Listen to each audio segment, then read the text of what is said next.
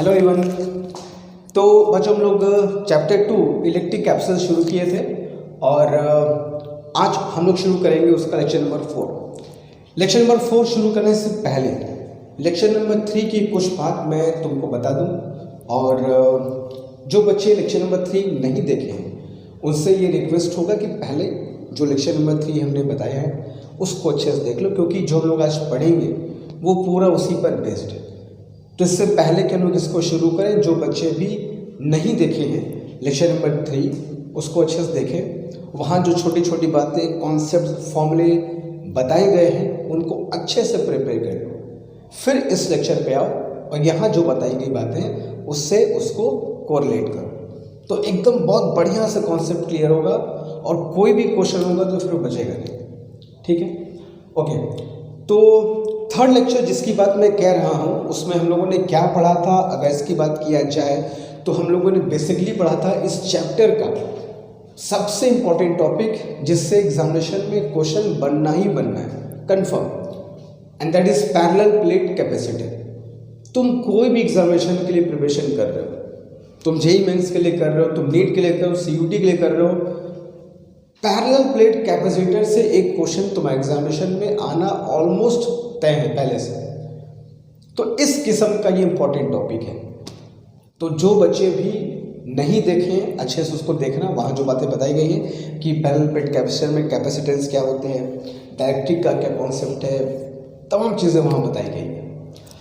But इसको शुरू करने से पहले कुछ छोटी छोटी बातें तुमसे कर लिया जाए, तुमको बताया जाए तुमको सही तरीका प्रिपरेशन का क्या है, क्योंकि एक एक दिन बीत रहा है और हमको एग्जामिनेशन की तरफ हम जा रहे हैं, है ना। तो खुद पे एनालिसिस करना चाहिए कि यार एक दिन बीत गया, हम अपने में कितना इम्प्रूव किए, फिजिक्स में हम कितना आगे बढ़े, केमिस्ट्री में हमारा क्या पोजीशन है, मैथ्स बायो में हमने कितना आगे बढ़े। हर एक एक दिन अपने आप को एनालाइज करो कि हाँ यार हम कुछ आगे बढ़े कि हमने पूरा दिन वैसे ही खर्च कर दिया यहाँ वहाँ करने में, ऐसा नहीं। अभी जो 2.5-3 महीने हमारे पास बचे हैं ये बहुत इंपॉर्टेंट समय है। हर एक दिन तुमको देखना होगा हम कितना इम्प्रूव किए, ठीक है। और जैसा कि मैं हमेशा तुमसे कहता हूँ, फिर तुमको कह रहा हूँ कि किसी भी एग्जामिनेशन के लिए कंसिस्टेंसी बहुत ज़रूरी है पढ़ाई के लिए। बीच बीच में ब्रेक करके पढ़ना तुमको कभी फ़ायदा नहीं करे। And second thing, practice, regular basis पे प्रैक्टिस। हम लोगों ने जो ग्रुप बनाया है उसका जो मेन मोटो है वो क्या है पता है, कि तुम्हारे अंदर एक किस्म की कंसिस्टेंसी लेकर के आना, क्वेश्चन को प्रैक्टिस करने की आदत पड़ जाए। आज क्वेश्चन नहीं मिला तो जैसे कि आज कुछ कमी है कि आज क्वेश्चन नहीं मिला, आज सबने क्वेश्चन नहीं भेजा, कुछ गड़बड़ लग रहा है। ये तुम्हारे दिनचर्या का, रूटीन का एक अहम हिस्सा बन जाना चाहिए। वो फिजिक्स के 10 क्वेश्चन जब तक वो ना हो दिन लगेगा अधूरा सा है। तो इस किस्म का आदत मैं तुम्हारे साथ डलवाना चाहता हूँ कि तुमको आदत सी पड़ जाए कि 10 क्वेश्चन ना मिले तो लगे यार कुछ ना कुछ घबराहट सी हो, क्या क्वेश्चन नहीं मिल रहा है, कैसे करेगा, काइंड ऑफ दैट, है ना। तो इसलिए उसका मेन मोटो है प्रैक्टिस करोगे टॉपिक्स। हम लोग जानते हो, हम लोग सबसे जो खास बात, अच्छी बात है हम लोग के इस छोटे से ग्रुप का, छोटे से चैनल का जो भी हमारा खास बात हो ये है कि हम लोग जो भी टॉपिक पढ़ते हैं उसका तुरंत प्रैक्टिस करते हैं। तुरंत प्रैक्टिस किया, टॉपिक हमारा कंप्लीट हो गया, पूरा हो गया, चलेंगे टुवर्ड्स नेक्स्ट टॉपिक। तो एग्जामिनेशन आते समय तुम्हें बस यहाँ पर प्रेशर बहुत कम रहेगा। तुम सोचोगे यार चलो मैं फिजिक्स तो सर इतना प्रैक्टिस करा दिया है, फिजिक्स से हम फ्री ऑफ माइंड है, तो तुम्हारे ऊपर बच्चों स्ट्रेस नहीं रहेगा। तुम्हारे ऊपर से जो एक्स्ट्रा स्ट्रेस पड़ता है एग्जामिनेशन का, उसको हटाने के लिए ही मैं तुमको हमेशा जोर देता हूँ, डांटता हूँ, समझाता हूँ कि नहीं डेली प्रैक्टिस करो, डेली प्रैक्टिस, ताकि एग्जामिनेशन के आते वक्त तुम पर स्ट्रेस कम रहे पढ़ाई का। क्या बहुत कुछ बाकी है करने के लिए, कॉन्फिडेंस हो कि कॉन्फिडेंस मन में रहे कि हाँ यार हमने प्रैक्टिस कर रखी है पहले से, बस एक बार ब्रीफली रिवाइज कर लेंगे तो सफिशिएंट है, ठीक है। तो बहुत सारे फ़ायदे हैं, तुमको इसको देखना होगा और इसको फॉलो करना होगा और अर्जेंट बेसिस पे करना होगा, ठीक है। चलो, तो इन्हीं सब बातों के साथ हम लोग शुरू करते हैं आज का अपना lecture number 4 of electric capacitance, जिसमें अगेन हमको आज तुम्हें एक बहुत शानदार तुम्हें कॉन्सेप्ट सिखाऊंगा। That is capacitor with multiple dielectrics. एक पैरेलल प्लेट कैपेसिटर में अगर हम एक से अधिक डाई इलेक्ट्रिक भर दें तो उसका क्या इफेक्ट पड़ता है, कैपेसिटेंस कैसे निकालते हैं, क्वेश्चंस इस पे कैसे बनते हैं, हम उसकी प्रैक्टिस कैसे करेंगे, सारी बातें तुमको आज बताऊंगा और ढेर सारे क्वेश्चन प्रैक्टिस करेंगे ताकि टॉपिक अभी आज तुरंत ये एकदम क्लियर हो जाए, इसका टेंशन खत्म। सुनो, तुमको हमने बताया था पिछले क्लास में कि एक पैरेलल प्लेट कैपेसिटर का काम ये होता है कि वो एनर्जी को स्टोर करता है, इलेक्ट्रोस्टैटिक एनर्जी को स्टोर करता है, ठीक है, चार्ज को स्टोर करता है, ऐसा भी कह सकते हो। कैपेसिटेंस का फॉर्मूला क्या होता है, C is equal to epsilon not A upon D, ये इसके इलेक्ट्रिक कैपेसिटेंस का फॉर्मूला होता है। हमने कहा था कि हाँ, ये फॉर्मूला कब होता है, जब प्लेट्स के बीच में क्या होता है, एयर, जब प्लेट्स के बीच में एयर हो तो कैपेसिटेंस का फॉर्मूला होता है epsilon not A by D, ठीक है। सब अच्छे से फॉर्मूला क्लियर सबको, कहीं कोई दिक्कत नहीं ना है। चलो, अब हमने कहा था कि हम इसकी कैपेसिटेंस को बढ़ाना चाहते हैं। हम तो हमेशा चाहेंगे भाई कि वो ज़्यादा चार्ज को स्टोर करे, ज़्यादा एनर्जी को स्टोर करे, हमेशा हम चाहेंगे। तो उसके लिए क्या करते हैं, तो हमने बताया था कि इसके लिए हम कैपेसिटर के प्लेट्स के बीच में क्या फिल कर देते हैं बच्चों, एक डाई इलेक्ट्रिक, एक इंसुलेटिंग सब्सटेंस, एक insulating material, that is a dielectric. इस डाई इलेक्ट्रिक के भरने से क्या होता है, सब समझाया था ना कि ब्रेकडाउन थोड़ा सा डिले हो जाता है। जो एयर जल्दी ब्रेकडाउन कर जाता, इस मीडियम के रखने से ब्रेकडाउन को थोड़ा सा मैं डिले कर देता हूँ ताकि ये और थोड़ा सा ज़्यादा चार्ज को स्टोर कर सके, थोड़ी सी और इलेक्ट्रोस्टैटिक एनर्जी को स्टोर कर सके। तो that is how you increase the capacitance by introducing N insulating substance, dielectric. अब इसमें दो केस होता है, partially field, completely filled. Completely filled का फॉर्मूला मैं लिखूं तो उम्मीद करता हूँ सारे बच्चों को याद होगा, epsilon naught K A upon D, ठीक है। पार्शियली फिल्ड का फॉर्मूला भी लोग जानते हैं क्या था। तो इस तरीके से हमारा मेन जो मोटो है उसके कैपेसिटेंस को बढ़ाना by introducing dielectric substance. लेकिन ऐसा कोई नेसेसरी नहीं है कि प्लेट्स के बीच में हम एक ही डाई इलेक्ट्रिक इंट्रोड्यूस करें। मेरा मन, हम प्लेट्स के बीच में एक नहीं 2-3 डाई इलेक्ट्रिक्स भर सकते हैं। थोड़े से हिस्से में किसी एक डाई इलेक्ट्रिक सब्सटेंस भर दिया, दूसरे हिस्से में कोई और टाइप का डाइलेक्ट्रिक सब्सटेंस भर दिया, तीसरे में कोई और डाइलेक्ट्रिक सब्सटेंस भर दिया। तो नॉट नेसेसरली कि पूरे स्पेस में एक ही डाइलेक्ट्रिक को मैं भरूं, नॉट नेसेसरी। हम चाहें तो अलग अलग मटेरियल भर सकते हैं। थोड़े से पार्ट में कोई एक किस्म का डाइलेक्ट्रिक, दूसरे पार्ट में दूसरे टाइप का डाइलेक्ट्रिक, तीसरे पार्ट में तीसरे किस्म का डाइलेक्ट्रिक जिसका अलग अलग डाइलेक्ट्रिक कॉन्स्टेंट्स हो। तो उसी को बोलते हैं बच्चों parallel plate capacitor with multiple dielectrics. एक से अधिक डाइलेक्ट्रिक्स अगर भरे हो, ये तो ठीक है, एक सिंगल डाइलेक्ट्रिक है, C is equal to epsilon naught K A by D। लेकिन जब एक से अधिक डाइलेक्ट्रिक भरे, यहाँ थोड़े से समय K1, फिर K2, फिर K3, फिर K4, तो उस कंडीशन में पूरे कैपेसिटर का इलेक्ट्रिक कैपेसिटेंस कैसे निकालेंगे, यही तुमको मुझको सिखाना है। कि capacitor with multiple dielectrics, एक से अधिक डाइलेक्ट्रिक भरेंगे तो कैसे निकालेंगे, ठीक है। तो डाइलेक्ट्रिक्स भरने के बहुत तरीके होते हैं, जो 2 बेसिक तरीके हैं जिनसे तुम्हारे एग्जामिनेशन में क्वेश्चन आएंगे, हम उनकी फिलहाल बात करते हैं, ठीक है। और सबसे इम्पॉर्टेंट बात जो है, ये तुमको फिगर जो मैं बना के दिखा रहा हूँ, ये एकदम एक्सक्लूसिव डायग्राम है। तुम्हें कहीं भी ऐसे फिगर नहीं मिलेंगे, जहीं भी देखोगे वो 2D फिगर होंगे। मैं तुमको इसके 3D फिगर बना के दिखाऊंगा ताकि एकदम अच्छे से बात समझ में आ जाए कि फिगर कैसे बनते हैं, कहाँ पे डिस्टेंस डिवाइड होगा, कहाँ पर एरिया डिवाइड होगा और हमें सॉल्व कैसे करना होगा, ठीक है। तो ये एक्सक्लूसिव 3D फिगर तुमको बना के दिखा रहा हूँ, तो ध्यान से देखना। तो बच्चों ये रहे कैपेसिटर्स के 2 प्लेट, ये एक प्लेट ये, एक प्लेट ये, सबको दिखाई दे रहा है, 3D फिगर है।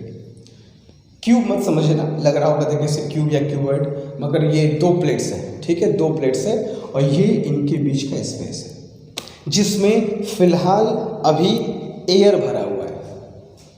अब हमें इस स्पेस में डाई इलेक्ट्रिक्स भरने हैं, वो भी मल्टीपल अलग अलग टाइप के। तो कैसे भरेंगे उसका तरीका देखो। मैंने क्या किया, इस डिस्टेंस को, जो प्लेट्स के बीच का डिस्टेंस है, इस डिस्टेंस को मैंने मान लिया d, ठीक है, और इस d को 3 पार्ट पे मैं डिवाइड कर दिया। कैसे डिवाइड किया देखना, मैंने इस स्पेस को 3 पार्ट में डिवाइड करके तुमको दिखाता हूँ कि इसमें डाई इलेक्ट्रिक कैसे इंट्रोड्यूस किया जाएगा, ठीक है। तो थोड़ा सा फिगर पे गौर करना कि फिगर अगर एक बार दिमाग में बैठ गया तो फिर क्वेश्चंस कभी गलत नहीं होंगे। कुछ ऐसे, ठीक है। हमने क्या किया, ये जो कैपेसिटर की 2 प्लेट्स थे, यो हमने इन्हें 3 पार्ट में डिवाइड कर दिया, एक इधर और फिर तीसरा है, ठीक है। अच्छे से फिगर देख लो, क्लियर हो जाएगा।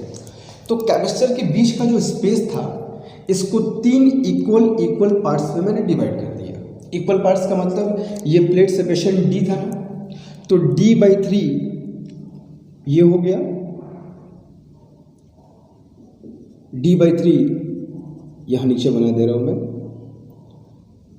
d/3 ये हो गया, d/3 ये हो गया और d/3 ये हो गया।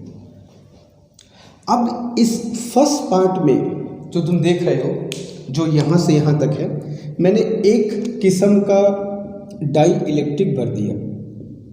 एक किस्म का मतलब एक टाइप का डाइलेक्ट्रिक, एक कोई भी डाइलेक्ट्रिक जिसका कोई सर्टेन डाई इलेक्ट्रिक कांस्टेंट होगा, मैंने भर दिया, ठीक है, जैसा कि फिगर में देख रहे हो।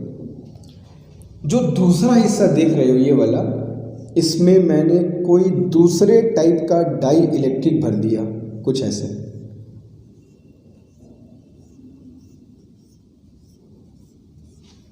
ठीक है। और तीसरा हिस्सा जो देख रहे हो, इसमें मैंने किसी तीसरे टाइप का डाई इलेक्ट्रिक फिल कर दिया, डाइलेक्ट्रिक इस पर इंट्रोड्यूस कर दिया, कुछ ऐसे, ठीक है। तो हमें जो ये पैरेलल प्लेट कैपेसिटर था, हमने इसको 3 इक्वल पार्ट में डिवाइड किया, d/3 d/3 d/3। Not necessary कि हमेशा इक्वल पार्ट ही हो सकता है कि d/4 हो, ये d/4 हो, ये d/2 हो जाए, या d/4 d/3 या फिर कुछ और हो जाए। तो अलग अलग पार्ट्स भी हो सकते हैं। तुमको भी मैं एक एग्जाम्पल लेना था तो मैं इक्वल करके दिखा दूँ। तो एक कैपेसिटर के प्लेट के बीच का डिस्टेंस d था, उसके कुछ हिस्से में मैंने एक टाइप का डाइलेक्ट्रिक भर दिया, दूसरे हिस्से में दूसरे टाइप का डाइलेक्ट्रिक भर दिया, और तीसरे हिस्से में तीसरे टाइप का डाइलेक्ट्रिक मैंने भर दिया। टाइप का मतलब क्या कि ये सबका डाइलेक्ट्रिक कांस्टेंट अलग अलग होगा। मान लो इसका डाइलेक्ट्रिक कांस्टेंट K1 है, फर्स्ट वाले का, इस सब्सटेंस का डाइलेक्ट्रिक कांस्टेंट मान लो K2 है, इस सब्सटेंस का डाइलेक्ट्रिक कांस्टेंट मान लो K3। तो फिगर देखकर समझ सकते हो कि यहाँ पर पे कैसे फिल किया जा रहा है, ठीक है। तो ये जो पोर्शन है d/3 K1 से भरा है, ये d/3 वाला पोर्शन K2 से भरा है, ये d/3 वाला पोर्शन K3 मटेरियल से भर दिया गया, ठीक है। तो अब हमसे पूछा क्या जाएगा कि भाई ये जो पूरा सिस्टम है एक पैरेलल प्लेट एयर कैपेसिटर का, जिसमें 3 अलग अलग सब्सटेंस भरे गए हैं, कुछ दूर तक K1 से भर दिया, कुछ दूर तक K2 से भर दिया, फिर कुछ दूर तक K3 से भर दिया। लेकिन मैं फिर एक बात कह दूँ, इसको रट मत लेना कि हमेशा d/3 d/3 d/3 होगा। ये तुमको मुझको एक एग्जाम्पल दिखाना था तो मैंने इक्वल ले लिया। हो सकता है एग्जाम में डिफरेंट आ जाए कि d/4 तक पहला मटेरियल हो गया, d/5 तक दूसरा मटेरियल हो गया, फिर तीसरे पार्ट में कुछ और हो गया। तो अलग अलग भी हो सकते हैं।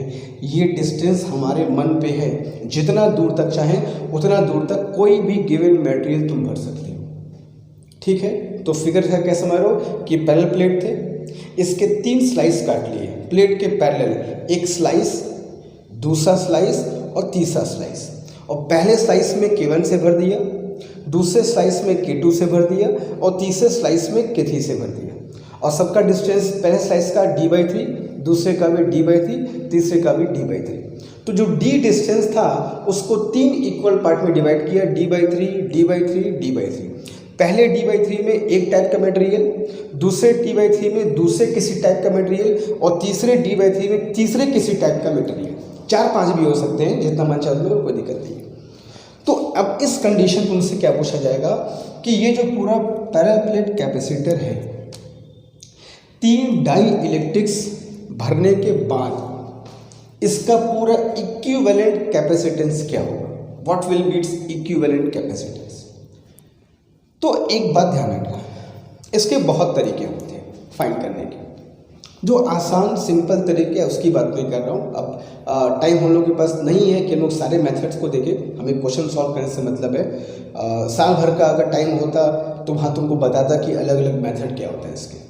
तो सिंपल जो ज़्यादा बेसिक मेथड है, जो ईजीएस्ट है, उसी की हम लोग बात फिलहाल करते हैं। हमेशा ध्यान रखें ऐसे क्वेश्चन जब भी आएंगे तो जितने तुम डाइलेक्ट्रिक्स भरोगे उतने नए कैपेसिटर बन करके तैयार हो जाएंगे। मतलब अब इस सिस्टम में तुम 3 कैपेसिटर देख रहे हो, एक यहाँ से यहाँ तक, एक यहाँ से यहाँ तक, एक यहाँ से यहाँ तक। यानी कि 3 डाइलेक्ट्रिक जब तुम भरोगे तो 3 नए कैपेसिटर बन के तैयार हो जाएंगे। तो उस एक पैरेलल प्लेट कैपेसिटर में 3 कैपेसिटर बन गए, एक C1, एक C2 और एक C3। बात समझ में आ रही है। तो ऐसे क्वेश्चंस में जितने डाई इलेक्ट्रिक्स तुम भरोगे, जितने डाई इलेक्ट्रिक्स तुम फिल करोगे, उतने नए कैपेसिटर बन के तैयार हो जाएंगे। अगर मैं कहूँ कि इसके बीच की जो स्पेस है D, उसमें 10 हिस्से में कर दिया, d/10, d/10, d/10, 10 हिस्से कर दिए और सब में K1, K2, K3 भरते चले गए। तो जो पूरा कैपेसिटर है उसको मैंने 10 पार्ट में डिवाइड कर दिया।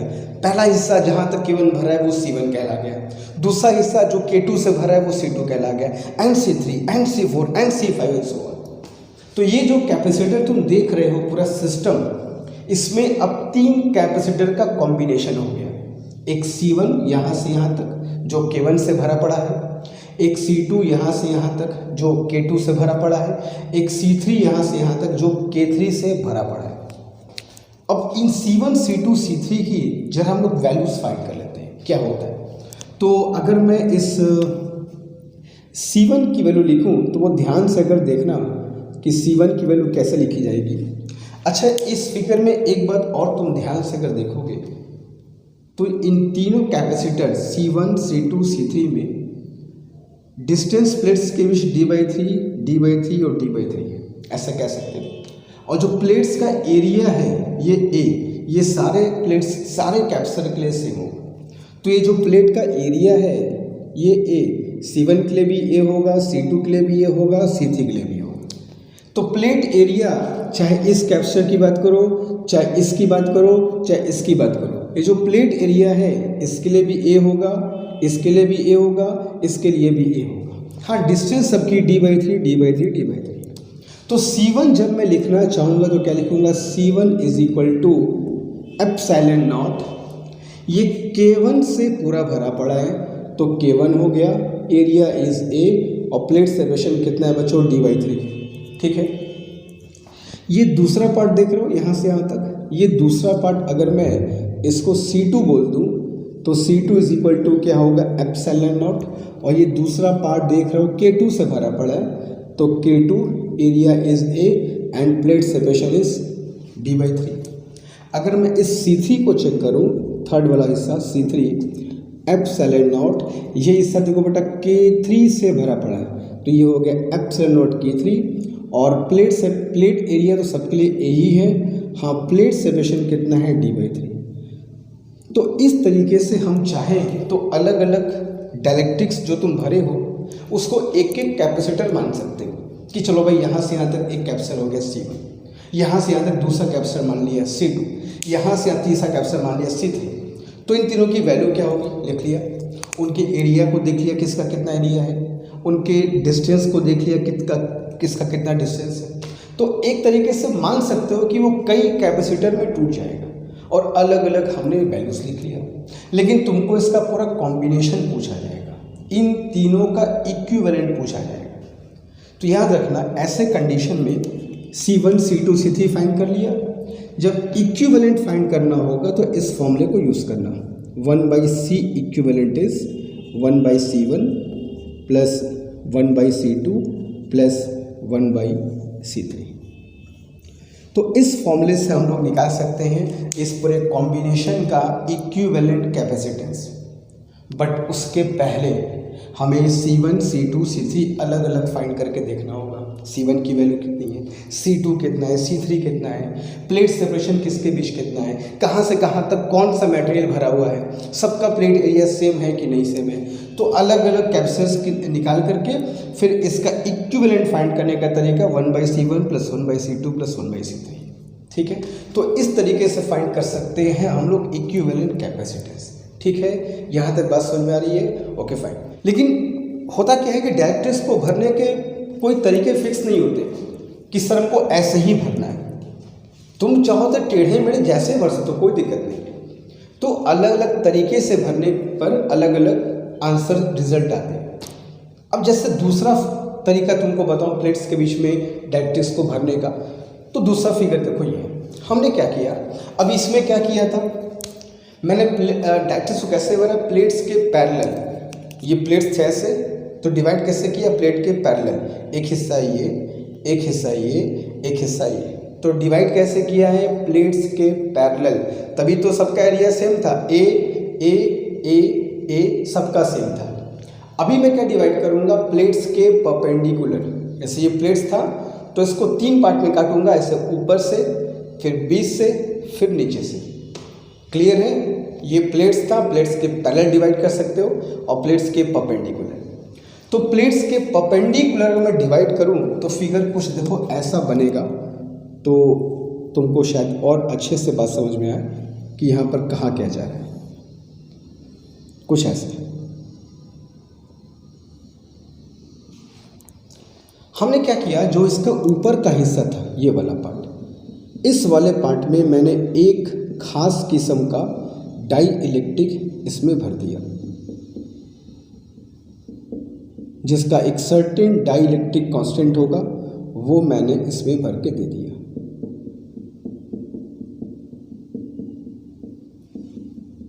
ठीक, जो नीचे वाला हिस्सा देख रहे हो वहां पे मैंने एक किसी दूसरे टाइप का डाइलेक्ट्रिक भर दिया, लाइक दैट,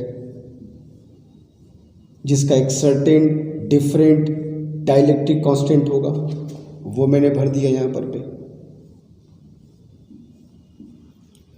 और जो तीसरा वाला हिस्सा था, तीसरा वाला जिसमें मैं एक किसी दूसरे टाइप का, या यूँ कहो कि तीसरे टाइप का डाई इलेक्ट्रिक मैं इसमें भर दे रहा हूँ। डिज़ाइन थोड़ा अलग अलग बने ताकि देखने वाले को समझ में आए कि सब्सटेंस अलग अलग है ना, अलग अलग डाइलेक्ट्रिक कांस्टेंट है, बस और कुछ नहीं है। कुछ ऐसा, ठीक है, फाइन। तो को फिगर थोड़ा सा बनाने में मैं ध्यान देता हूँ और तुम लोग भी दिया करो, जितना अच्छे से फिगर बनाओ उतना मन लगेगा तुम्हारा। तो ये एक डाइलेक्ट्रिक मैंने भरने का तरीका ये भी निकाल लिया। तुम दोनों फिगर को देखो और खुद तुम डिसाइड करो दोनों में फ़र्क क्या है। पहले फिगर में प्लेट्स के पैरेलल K1 K2 K3, दूसरे में क्या है, प्लेट के परपेंडिकुलर K1 यहाँ से यहाँ तक, K2 बीच में और नीचे वाले पार्ट में K3। तो इसके डाइलेक्ट्रिक कांस्टेंट्स मैं कह रहा हूँ कि मान लो यहाँ से यहाँ तक K1 से भरा पड़ा है, ये तुम्हारा पूरा जो है बच्चों वो K2 से भरा पड़ा है, ये तुम्हारा जो है मान लो वो K3 से भरा पड़ा है। अच्छा, इसमें एक खास बात जो ये है, C1 यहाँ से यहाँ तक है, C2 यहाँ से यहाँ तक है, C3 यहाँ से यहाँ तक है। जितनी भी अगर मैं इनको एक एक अलग अलग कैपेसिटर्स मान के चलूँ तो इन सब में कॉमन बात क्या है। अगर मैं मान लूँ कि एक कैपेसिटर यहाँ से यहाँ तक हो गया C1, ये हो गया C2, ये हो गया C3, तो इन सब में कॉमन बात क्या है कि जो प्लेट का सेपरेशन है यहाँ से यहाँ तक D, ये प्लेट का सेपरेशन D, ये प्लेट का सेपरेशन D, तो सब में प्लेट का सेपरेशन D तो सेम है। लेकिन प्लेट एरिया, ये पूरा प्लेट एरिया देखो ए था, ठीक है, ये पूरा प्लेट एरिया ए था जो अब 3 पार्ट में डिवाइड हो गया है, a/3, a/3 और a/3। तो दोनों में फर्क क्या है? पहले वाले फिगर में एरिया सारे कैपेसिटर्स का सेम है और डिवाइड क्या हो रहा था, डिस्टेंस डिवाइड हो रही थी। यहाँ पे क्या होगा, डिस्टेंस सारे कैपेसिटर्स का सेम है और डिवाइड क्या हो रहा है, area a/3 a/3 a/3। Not necessarily कि a/3 ही हो, फिर मैं कहूँगा कि नॉट नेसेसरली कि तीनों को इक्वल अमाउंट में भरा जाए। हो सकता है कि आधे हिस्से में एक मटेरियल पूरा भर दिया मैंने, तो a/2 पूरा वही कवर कर लिया और बाकी के आधे में a/4 में बाकी 2 सबसेट्स मैंने भर दिया। तो नॉट नेसेसरली कि ये इक्वल ही होंगे, अलग अलग भी हो सकते हैं। जैसे एक a/4 हो गया, दूसरा a/2 हो गया, तीसरा a/4 हो गया, ऐसे भी हो सकता है। हमें एग्जांपल देना था, मैं तीनों को इक्वल लेके चला। तो इस तरीके से भी तुम भर सकते हो। तो फिर वही होगा, यहाँ से यहाँ तक एक मानना पड़ेगा कैपेसिटर, यहाँ से यहाँ तक दूसरा, यहाँ से तीसरा। जस्ट मेथड ऑफ सॉल्व करने का तरीका है। तो अब मैं इनकी वैल्यूज़ अगर लिखूँ, if I right value of C1, तो C1 इज इक्वल टू क्या लिखूँगा, तो एप्सिलॉन नॉट, यहाँ से यहाँ तक बात हो रही है, ये C1 यहाँ से यहाँ तक है, एप्सिलॉन नॉट जो K1 से भरा पड़ा है। एरिया कितना है बच्चों, a/3 और प्लेट सेपरेशन कितना है, d। अच्छे से देख लो, यहाँ से यहाँ तक, this is epsilon naught K1 a/3 और प्लेट सेपरेशन d। अब अगर मैं यहाँ पे C2 की लिखूँ value, C2 is equal to epsilon naught जो K2 से भरा पड़ा है, K2, plate area is a/3, plate separation is d, ठीक है। अगर मैं तीसरे पार्ट को कंसीडर करूँ तो C3 is equal to epsilon naught K3 a/3 area, plate separation d। यहाँ तक क्लियर है? तो इस तरीके से हम लोग बताओ जो डिफरेंट पार्ट्स बनेंगे, इनका डिफरेंट पार्ट्स का अलग अलग कैपेसिटेंस लिख सकते हैं कि नहीं। देख लेंगे भाई किसका कितने एरिया कवर किया है, देख लेंगे कहाँ से कहाँ तक कौन सा मटेरियल भरा है, और प्लेट सेपरेशन सबका सेम होगा। यहाँ प्लेट सेपरेशन डिफरेंट होगी तो एरिया सबका सेम होगा। तो दोनों ही फिगर को ध्यान से अच्छे से देख लो कि कैसे भरा जाएगा ऐसे क्वेश्चंस।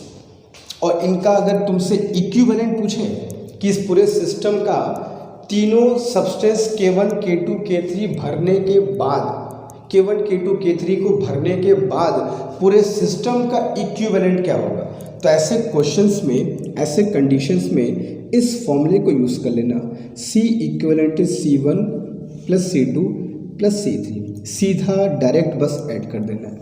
तो अलग अलग C1 C2 C3 फाइंड कर सकते हो और फिर सबको ऐड कर सकते हो, आ जाएगा तुम्हारा इक्विवेलेंट, ठीक है। तो इस तरीके से हम लोग इसको समझ सकते हैं। तुमको मैं जानबूझ करके ये 3D फिगर बना के दिखाया ताकि हर बच्चे को ये क्लियर हो जाए कि किस केस में डिस्टेंस डिवाइड होता है और एरिया सेम रहता है, और किस केस में डिस्टेंस सेम रहेगा और एरिया डिवाइड होगा। उसके हिसाब से C1 C2 C3 की वैल्यूज लिखोगे और क्वेश्चन सॉल्व करोगे, ठीक है। तो इसे कॉपी कर लो दोनों फॉर्मूले को अच्छे से, तो फिर हम लोग इस पर क्वेश्चन करेंगे तो और कॉन्सेप्ट क्लियर होगा जल्दी।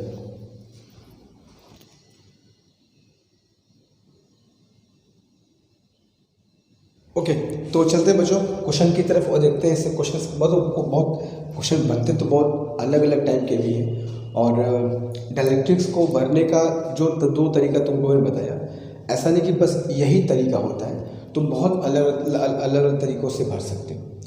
मगर जैसे मैं हमेशा कहता हूँ कि हमेशा हमको इस बात का ध्यान रखना चाहिए कि हम लोग किस एग्जामिनेशन की तैयारी कर रहे हैं, उसके हिसाब से क्वेश्चन को सॉल्व करना है, टाइम को सबको देखते हुए, ठीक है। तो हमारा जो एग्जामिनेशन है नीट और CUET, उन दोनों एग्जामिनेशन में फ़िलहाल हम जिसकी बात कर रहे हैं, JEE मेंस का बात अभी फ़िलहाल वो नहीं कर रहे हैं, तो वहाँ जैसे क्वेश्चंस बनते हैं उनके हिसाब से बात किया जाए। तो ये सब क्वेश्चन देखो आते हैं, कह रहा है कि a parallel plate capacitor has capacitance C। एक पैरेलल प्लेट कैपेसिटर दिया है, जब तक कुछ नहीं बोला जाएगा उसको हम क्या मान के चलेंगे कि बीच में एयर है, तो it is a parallel plate air capacitor. तो एक पैरेलल प्लेट एयर कैपेसिटर कुछ ऐसा रहा होगा, ठीक है। प्लेट्स के बीच में एयर होगा और इसकी कैपेसिटेंस क्या बताया जा रहा है बच्चों, सी। तो capacitance is it's capacitance is C. तो C is equal to formula क्या होता है, epsilon naught A by D, जब प्लेट्स के बीच में क्या भरा हो, एयर। तो शुरू में ऐसा रहा होगा, parallel plate air capacitor capacitance C ऐसा रहा होगा। अब कह रहा है कि अ डाइलेक्ट्रिक स्लैब, एक डाइलेक्ट्रिक स्लैब है जिसका कांस्टेंट दिया है 2, is half filled between the plates as shown in figure. इस डाइलेक्ट्रिक को प्लेट्स के बीच में आधा भर दिया गया है। अब आधा तो कई तरीके से हो सकता है, आधा ऐसे भी हो सकता है, आधा ऐसे भी हो सकता है। तो कैसे भरा गया है आधा भी, कैसे आधा, ये फिगर में दिया है। कैसा फिगर दिया है तुम देखो, सिर्फ आधे पार्ट में भरा है और इस रिमेनिंग हाफ पार्ट में अभी भी पहले की तरह एयर भरा पड़ा है। ठीक है, तो इस पैरेलल प्लेट कैपेसिटर के आधे हिस्से में K इज इक्वल टू 2 का डाई इलेक्ट्रिक सब्सटेंस भर दिया गया। अब बोल रहे हैं कि पहले कैपेसिटेंस C था, तो अब कैपेसिटेंस कितना हो जाएगा। तो ठीक है, सॉल्व करते हैं। तो देखो जैसे मैंने मटेरियल भरा, तो ये 2 कैपेसिटर में इसको तुम डिवाइड हुआ मान सकते हो। एक यहाँ से हिस्सा C1, यहाँ वाला हिस्सा C2। अब इसमें डिवाइड क्या हो रहा है, इसमें डिस्टेंस तो देखो D सब में सेम है, यहाँ भी D, यहाँ भी D। यहाँ पर एरिया डिवाइड हो रहा है, ये एरिया पूरा A होता है, तो कितना हो गया बच्चों, A/2 और A/2। तो ये अब तो फिगर देख के समझ में आ जाता है कि यहाँ पर भाई एरिया डिवाइड हो रहा है कि डिस्टेंसेस डिवाइड हो रहे हैं।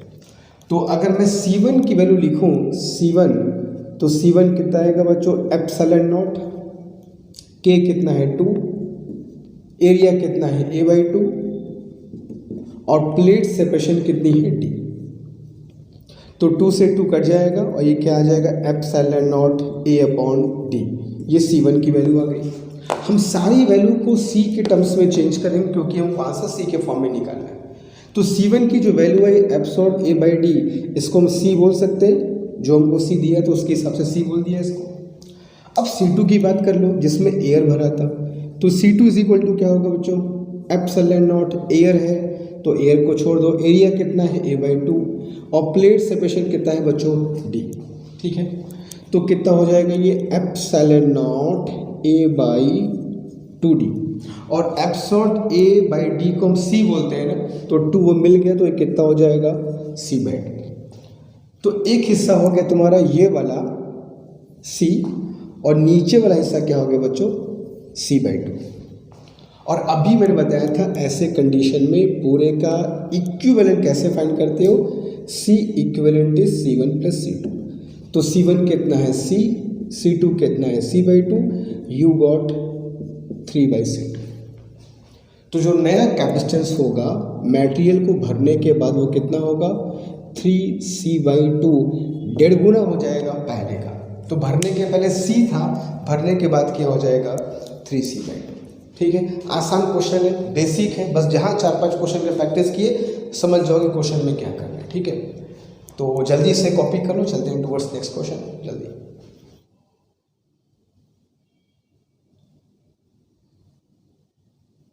ओके, तो एक क्वेश्चन और करते हैं बच्चों। इसमें कह रहा है कि a parallel plate capacitor has initial capacitance C।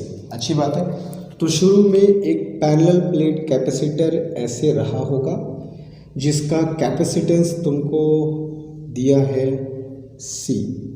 ठीक है, अच्छी बात है, कोई दिक्कत नहीं है। A dielectric slab K is equal to 3 is filled between the plates of capacitor. एक डाइलेक्ट्रिक स्लैब भरना है जिसका K कितना दिया है 3, is filled between the plates. कैसे भरना है ये फिगर में शो करके दिखा दिया। K इज इक्वल टू 3 भर दिया और फिगर में दिखाई दे रहा है कि D प्लेट सेपरेशन है, लेकिन उस प्लेट सेपरेशन D के सिर्फ D/3 हिस्से में हमको सब्सटेंस को भरना है। सिर्फ D/3 हिस्से में सब्सटेंस को भरना है, रिमेनिंग पार्ट में अभी भी एयर होगा पहले की तरह। ठीक है तो ये हमारा हो गया एयर और D/3 पार्ट में हमने क्या भर दी, कैपेसिटेंस। तो इसका कैपेसिटेंस C है मटेरियल को भरने के पहले जब एयर था। तो ये सब तामझाम करने के बाद नया कैपेसिटेंस क्या होगा, कितना बढ़ेगा, वो हमसे पूछा गया। तो चलो ये जो एयर कैपेसिटर है इसको हम एज्यूम कर लेते हैं C is equal to epsilon not A upon D, इसी के टर्म से मुझको आंसर देना है। तो अभी तुम जान ही रहे हो कि इसमें क्या डिवाइड हो रहा है, प्लेट्स के पैरेलल फिलिंग हो रही है। ये प्लेट्स थे और ये पैरेलल, तो इसमें क्या होता है बच्चों, एरिया इसमें सेम होता है, डिस्टेंसेस अलग अलग डिवाइड हो जाते हैं। तो D/3 में मटेरियल, और ये हिस्सा जो बचा होगा वो कितना होगा, जो बचा हिस्सा है जिसमें अभी भी एयर है वो कितना हो गया, इसका मतलब 2D/3। तो प्लेट सेपरेशन D में से 1/3 हिस्से में मटेरियल है और 2/3 हिस्से में अभी भी एयर है। तो पहले मैं C1 C2 फाइंड करूँ इनका, तब तो कुछ बात आगे बनेगी। तो अगर मैं C1 फाइंड करूँ जिसमें मटेरियल भरा हुआ है C1, तो epsilon naught K is 3, area तो इसका यही होगा, और प्लेट सेपरेशन कितना हो गया बच्चों, 2D/3। ठीक है, तो ये ऊपर चला गया तो किया जाएगा 3 जा 9 epsilon not A upon D, और एप्सिलॉन A/D को तो C हम लोग मान रहे हैं, तो कितना हो जाएगा 9C। हम सबको C में ही कन्वर्ट कर रहे हैं। अब C2 फाइंड कर लो, C2 इस हिस्से का कैपेसिटेंस, एप्सिलॉन नॉट एयर से भरा हुआ है, एरिया A है, प्लेट सेपरेशन कितनी है बच्चों, 2D/3। तो ये कितना हो जाएगा तुम्हारा 3 एप्सिलॉन नॉट A/2D, और एप्सिलॉन A/D को अगर मैं C मान लूँगा तो कितना हो जाएगा बच्चों, ये 3C/2। तो एक हिस्से का तुम्हारा कैपेसिटेंस आ गया 9C, दूसरे हिस्से का कैपेसिटेंस तुम्हारा कितना आ गया 3C/2। और सबसे अच्छी बात ये होती है कि इस कंडीशन में हमको इसका इक्विवेलेंट कैसे फाइंड करना होता है, तो 1/C equivalent is 1/C1 plus 1/C2 से फाइंड करना होता है। तो कितना हो जाएगा 1/C1 मतलब 9C प्लस 1/C2 मतलब 3C/2, 2 भागा 2 पर। नाउ एलसीएम कितना ले सकते हो, 9C, तो 1 प्लस 6 हो जाएगा ये। ठीक है, तो ये कितना हो जाएगा तुम्हारा बच्चों 7/9C। तो अगर मैं इसको रिवर्स कर दूँ C इक्विवेलेंट, तो कितना हो जाएगा 9C/7 इज योर आंसर। तो पहले कैपेसिटेंस अगर रहा होगा इसका C, तो अभी कितना हो गया इसका बच्चों 9C/7। ठीक है, आसान क्वेश्चन था। तो समझो क्वेश्चंस कैसे आएंगे और इन फिगर्स को कैसे हमको समझना है और कैसे उनमें डिस्टेंस डिवाइड करनी है, कहाँ पे क्या फॉर्मूला यूज़ होगा, कहाँ पर एरिया डिवाइड होगा, ये सब तुमको देखना होगा। ठीक है, तो जल्दी करो, एक क्वेश्चन अभी और करेंगे इस पर।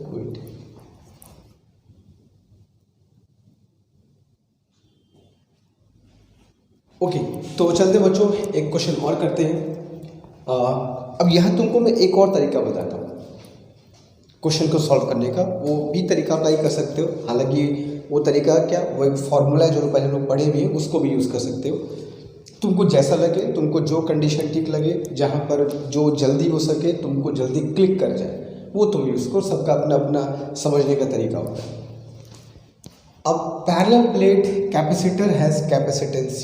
एक पैरेलल प्लेट कैपेसिटर है, पैरेलल प्लेट एयर कैपेसिटर है, तो उसका कैपेसिटेंस कितना दिया है C। चलो मान लेते हैं, कोई दिक्कत नहीं है। एक पैरेलल प्लेट लिया, एयर कैपेसिटर है, कैपेसिटेंस इज C, तो C की वैल्यू क्या होगी, C is equal to epsilon not A upon D। ये हो गया कैपेसिटेंस। अब कह रहा है a dielectric slab of dielectric constant K। अब K के टर्म्स में तुमको आंसर देना होगा। एक डाइलेक्ट्रिक स्लैब है जिसका डाइलेक्ट्रिक कांस्टेंट K बता रहा है, having same area as that of the plate. Same area है जितना कि प्लेट्स का है, लेकिन is filled to cover only 3D/4 space between the plates. ये ऐसे भरे हो कि प्लेट का केवल 3/4 डिस्टेंस वो कवर करता है प्लेट्स के बीच का। तो अगर तुमको फिगर बना के दिखाऊं तो कुछ ऐसा फिगर बनाऊंगा और सब्सटेंस तुमको ऐसे भरना होगा कि वो 3/4 स्पेस कवर कर ले प्लेट्स के बीच का, कुछ ऐसे। K is equal to K ही है, K के टर्म्स में बात करनी है, कुछ ऐसे। ठीक है, ऐसे तुमको भरना है। कैसे पता ऐसे ही भरना है सर, क्यों ऐसे पता? Same area. तो प्लेट्स का एरिया अगर यूँ है तो सेम एरिया अगर ऐसे ही भरोगे ना कि प्लेट एरिया उसका सेम हो जाए, है ना। तो जो तुमको सबसे भरना है उसका एरिया कभी भी कहे कि प्लेट के एरिया के सेम हो तो तुमको ऐसे ही भरना होगा प्लेट्स के पैरेलल यूँ K1 K2 एंड K3। तो कहीं पर अगर फिगर न दे करके है बोल दे ऐसे भरा गया जहाँ पर एरिया सेम है तो समझना प्लेट्स के पैरेलल भरना है ना। और ऐसे बोल दे ऐसे भरा गया कि डिस्टेंस उसकी सेम है तो प्लेट्स के परपेंडिकुलर भरना है ना। तो फिगर दिया है तो ठीक है, नहीं दिया तो जो कहा उसके हिसाब से कर देते हैं। और 3D/4 स्पेस ऑक्युपाई करेगा दोनों के बीच का। ये प्लेट सेपरेशन D है तो 3D/4 स्पेस में भर दिया, यानी कि D/4 स्पेस में अभी भी क्या है, एयर भरा हुआ है। तो अभी तुमको एक तरीका क्या बताया कि इसको दो कैपेसिटर में बदला हुआ मान लो, एक C1 एक C2। तो C1 की वैल्यू फाइंड कर सकते हैं हम, एरिया इज A सेम होगा, डिस्टेंस 3D/4 है, के बताइए, C1 की वैल्यू फाइंड हो गई। C2 की वैल्यू फाइंड कर सकते हो, D/4 है, एयर भरा है, C2 की वैल्यू फाइंड हो गई। फिर टोटल वैल्यू कैसे फाइंड करते हो, 1/C1 प्लस 1/C2 जैसा इसके पहले किए। तो वो एक तरीका था जो जान चुके हैं। क्या और कोई तरीका होगा? यस, एक और तरीका है ऐसे क्वेश्चन को करने का। याद करो हम लोग कल मतलब डे नंबर 3 में, लेक्चर नंबर 3 में पार्शली फिल्ड डाइलेक्ट्रिक का फॉर्मूला पढ़े थे। जब डाइलेक्ट्रिक पार्शली फिल्ड हो, पूरा स्पेस ऑक्युपाई नहीं करे, पार्शली थोड़े से हिस्से भरो, तो उसका फॉर्मूला क्या था? उम्मीद करता हूँ सबको फॉर्मूला पता होगा। C = ε0A divided by D - T plus T/K। ये फॉर्मूला पढ़े थे, आज से पढ़े थे। तो सर यहाँ पर ये फॉर्मूला क्यों अप्लाई करें, क्यों ना अप्लाई करें? ये भी तो पार्शली फिल्ड है, तो पार्शली फिल्ड के लिए भी तो इस फॉर्मूले को अप्लाई कर सकते हो। तो दो तरीका हो गया, या तो C1 C2 फाइंड करके 1/C1 प्लस 1/C2 कर दिया, या पूरे एज अ होल को पार्शली फिल्ड कैपेसिटर मान लो और लगा दो फॉर्मूला। देखो भी आंसर कैसे आ जाएगा। इसको C' मान लूँ मैं, C' मतलब पहले C था, अब ये सब करने के बाद C' है, उसकी वैल्यू क्या होगी? तो ये कितना हो जाएगा बच्चों? ε0 एरिया सेम है, कोई दिक्कत नहीं है। D - T क्या होता था सर? T थिकनेस होती थी, जितने थिकनेस में सब्सटेंस को भरा गया था वो थिकनेस। तो यहाँ पे वो कितनी है? 3D/4 है, प्लस T/K। T मतलब 3D/4, 3D/4/K। कोई दिक्कत नहीं है, ऐसे भी कसम सेम आंसर आएगा। तो कितना हो जाएगा बच्चों? ये ε0A D - 3D/4 करोगे तो कितना आएगा? D/4 प्लस ये कितना आएगा? 3D/4K। ठीक है, तो ये कितना हो जाएगा? C' is ε0A। अगर मैं दोनों में से D/4 कॉमन निकाल लूँ, D/4 कॉमन निकालूँ तो क्या बचेगा? 1 + 3/K, है ना, 1 + 3/K। तो C' इज, ऊपर भेज दो उसको, ε0A × 4, नीचे रहेगा तुम्हारा D और K + 3, तो K + 3 और फिर के ऊपर भेज दो, है ना। और ये εA/D, तो शुरू की वैल्यू C है, तो C' की वैल्यू क्या आ जाएगी बताओ? 4K as it is. और ये क्या होगा तुम्हारा बच्चों? C divided by K + 3। यही तुम्हारा क्या हो जाएगा? आंसर। सीधा सा तुम फॉर्मूले से भी लगा सकते हो, ऐसे क्वेश्चन आएंगे तो उसके पहले वाला क्वेश्चन जो किए थे हम लोग, है ना, ऐसे डिवाइड किया गया था, तो वहाँ पर जो आंसर आया था 9C/7 C1 C2 मान करके, तुम अगर चाहो तो वहाँ पर ये फॉर्मूला चेक करके देख लेना, और पक्का देख ही लेना, सेम आंसर आएगा फॉर्मूला लगाने के बाद। तो दो तरीका तुम्हारे पास है, अलग अलग डिवाइड कर दो, C1 C2 C3। अब अच्छा, इसमें एक बात ये है कि तुमको देखना होगा कि भाई कहाँ पर तुम कंफर्टेबल हो, तुम कहाँ पर कंफर्टेबल, तुम कैसे क्वेश्चन को समझते हो। तो कोई दिक्कत नहीं है, या तो फॉर्मूले से लगा लो या C1 C2 C3 करके लोगों, आंसर विल बी सेम। ठीक है, अब तुमको बिलीव करोगे, अभी इसके और मेथड होते हैं। इसका एक और मेथड है, इलेक्ट्रिक फील्ड निकाल करके, दोनों के बीच पोटेंशियल निकाल करके, चार्ज को कांस्टेंट करके, इलेक्ट्रिक फील्ड निकाल करके, इसका एक और मेथड होता है। बट हर मेथड की ज़रूरत नहीं है, अगर एग्जाम में क्वेश्चन आएंगे तो ये सब मेथड इजी हैं, जल्दी से हो जाए, कोई दिक्कत नहीं, ठीक है। तो कॉपी कर लो इसको, चलेंगे टूवर्ड्स नेक्स्ट क्वेश्चन जल्दी।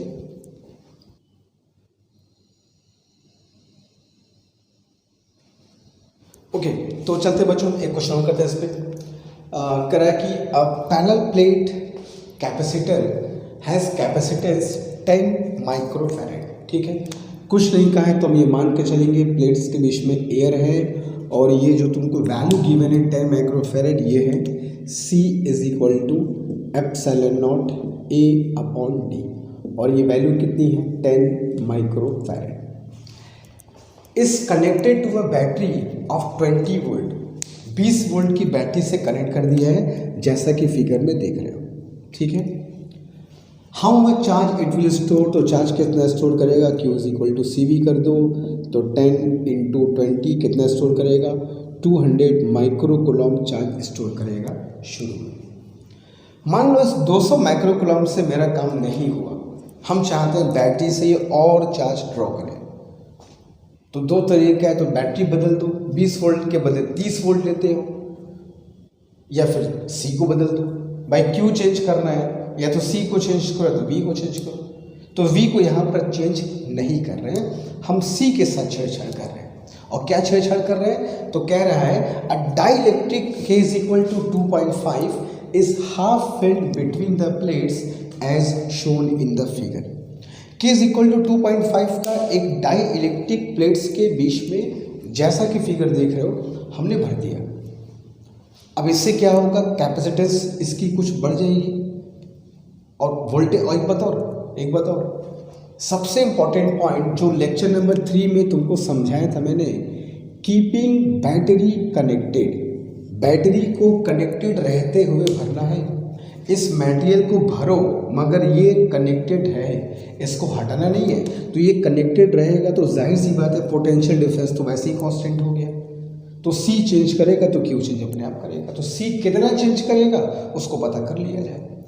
तो फिर हाफ फिल्ड है, और कैसे हाफ कैसे है, फिगर में देख रहे हो, ऊपर आधा नीचे आधा देख रहे हो, दो कैप्सूल बनेंगे। जरा C1 C2 की वैल्यू फाइंड कर लिया जाए, तो C1 क्या होगा बच्चों, एप्सिलॉन नॉट A बाई 2 और 2.5 प्लेट सेपरेशन D है ना, एप्सिलॉन नॉट A बाई 2 हो गया, और ये कितना हो गया 2.5 बाई D। तो इसको ऐसे बोल सकते हो ना, एप्सिलॉन A बाई, इसको अगर 2.5 को 5/2 बोल दोगे तो ये कहता है 5/4 epsilon not A by D बोल सकते हो, कोई दिक्कत नहीं है। और ये वैल्यू कितनी है, ये वैल्यू तो हम शुरुआत की है 10, तो 10 5 जा 50/4 करोगे तो कितना आएगा बच्चों, 12.5 माइक्रोफैरेड। तो ऊपर वाले हिस्से की वैल्यू आ गई, नीचे वाले हिस्से की वैल्यू चेक करोगे, C2 is equal to epsilon naught, area A by 2 है, प्लेट सेपरेशन D, ठीक है। एयर है तो कुछ यहाँ पर तो मटेरियल कुछ भरा नहीं है, तो ये कितना हो गया 1/2 epsilon not A by D, और एप्सिलॉन A बाई D कितना है बच्चों 10, तो 10/2 करोगे तो कितना हो जाएगा 5 माइक्रोफैरेड। तो नेट कैपेसिटेंस कैसे निकालते हो इस कंडीशन में, नेट कैपेसिटेंस क्या करते हैं सर, सीधा ऐड कर देते हैं C1 प्लस C2, तो कितना हो जाएगा ये 12.5 प्लस कितना हो जाएगा 5, तो कितना हो जाएगा ये 7.5 माइक्रोफैरेड। तो 17.5 माइक्रोफैरेड न्यू कैपेसिटेंस होगी। तो नया चार्ज कितना होगा, Q dash is C dash into V, ठीक है। अब V तो कांस्टेंट है, बैटरी कनेक्टेड है, तो कितना हो जाएगा C डैश इज 17.5 इंटू 20, ठीक है, 20 था ना, कितने वोल्ट, हाँ 20 वोल्ट की बैटरी थी, तो 175 इंटू 2 कितना हो जाएगा 350, तो 350 माइक्रोकूलम चार्ज अब वो स्टोर करेगा 200 माइक्रोकूलम जिसमें से पहले से मौजूद था। तो तुमसे पूछा है कि how much extra charge will flow from the battery, कितना एक्स्ट्रा चार्ज फ्लो करेगा, कितना चार्ज अब आएगा वो नहीं, कितना एक्स्ट्रा फ्लो करेगा बैटरी से इसको भरने के बाद। तो देयरफॉर एक्स्ट्रा चार्ज जो बैटरी से फ्लो किया वो 350 माइनस 200 करोगे तो कितना आएगा 150 microcoulomb is the extra charge that will flow from the battery. जो कि बैटरी कनेक्टेड है, सोर्स लगी हुई है, बैटरी कनेक्टेड है, सोर्स लगा हुआ है, तुम जैसे सी को बढ़ाओगे चार्ज तुम्हारा बढ़ जाएगा। तो एक्स्ट्रा चार्ज कितना फ्लो करेगा और 150 माइक्रोकूलम फ्रॉम द बैटरी। जल्दी करो, आगे चलेंगे तुरंत।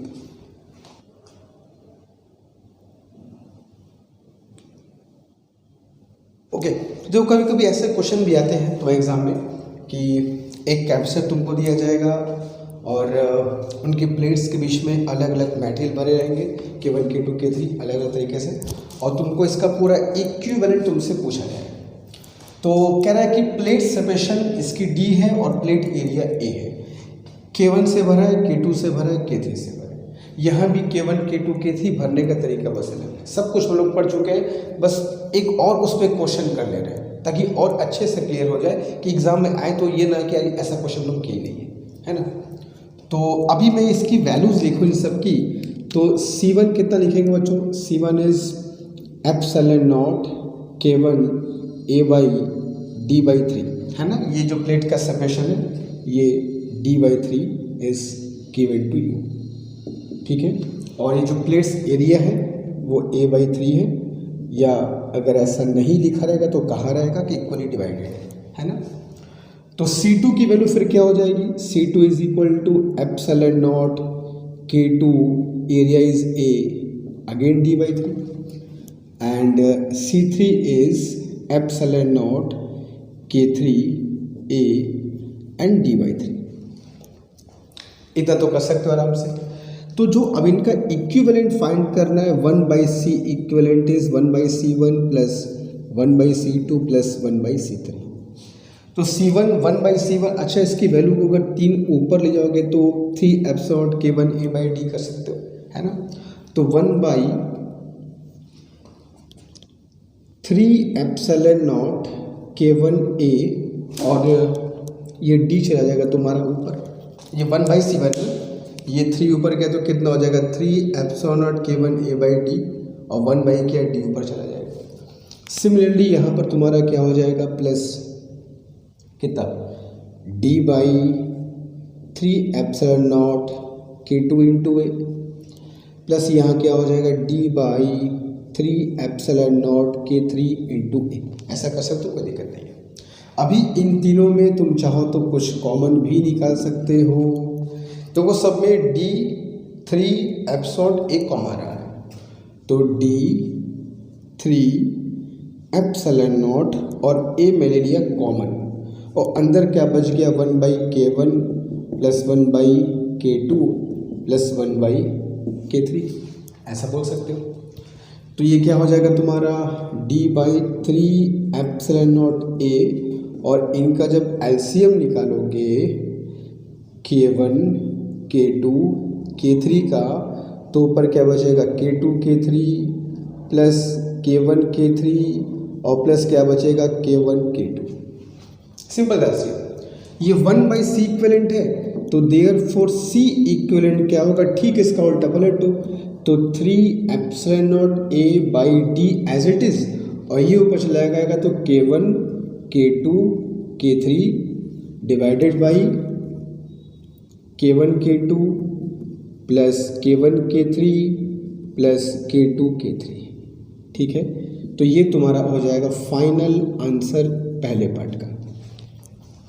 तो कुछ नहीं करना है, 1/C1 C2 C3 फाइंड कर लेना है और बस तुम्हारा जो फॉर्मूला है वहाँ अप्लाई कर देना है, ठीक है। अगले पार्ट में देखोगे तो अगले पार्ट में अगर मैं C1 C2 की वैल्यू पुट करूँ, C1 क्या हो जाएगा epsilon naught K1 area is A/3 D, C2 की वैल्यू क्या होगी? C2 इज epsilon naught K2 area is A/3 D, C3 की वैल्यू क्या होगी? C3 is equal to epsilon naught K3 area is A/3 D, है ना। प्लेट सेपरेशन सबकी D है, एरिया डिवाइड हुआ, डिवाइड कर दिया। और इस कंडीशन में जो बच्चों C इक्विवेलेंट फाइंड करते हो वो क्या होता है? C1 plus C2 plus C3 होता है। तो सबको ऐड करोगे तो सब में एप्सिलॉन नॉट, सबको चेक कर लो, तो सब में एप्सिलॉन नॉट A/3D कॉमन तुमको मिल जाएगा। Epsilon not A/3D common sub में निकालोगे तो क्या आएगा, K1 plus K2 plus K3। तो that is your final answer. है ना, कुछ नया चीज़ नहीं है, बस जो हम लोग वैल्यूज़ के फॉर्म में कर रहे थे वो तुमको K1 K2 K3 के फॉर्म में करना होगा। तो हो सकता है कि तुम्हारे एग्जाम में जो क्वेश्चन आए उसमें K1 K2 के फॉर्म में ही तुमको पूरा कैलकुलेशन करना पड़े, तो वो भी मैं करके दिखा दे रहा हूँ ताकि कुछ, क्योंकि कुछ को एग्जाम में क्वेश्चन आया है, कुछ एग्जामिनेशन में क्वेश्चन पूछे गए, बच्चे परेशान हो कि सर K1 K2 K3 के फॉर्म में कैसे। तो कुछ नहीं करना है, कुछ नहीं करना है, बस तुमको छोटा सा कैलकुलेशन करना होगा, ध्यान से करना होगा। बाकी जो तुम्हारा फॉर्मूला है इस कंडीशन के लिए, जो इस कंडीशन के लिए, उसको अप्लाई कर दो। ठीक है, तो अभी मैं तुमको एक दो क्वेश्चन दूंगा करने के लिए, सारे बच्चे उस क्वेश्चन को करके कमेंट बॉक्स में आंसर मेंशन करेंगे, बट इसको पहले कर लो, तब मैं तुम्हें क्वेश्चन करने को देता हूँ तुरंत जल्दी।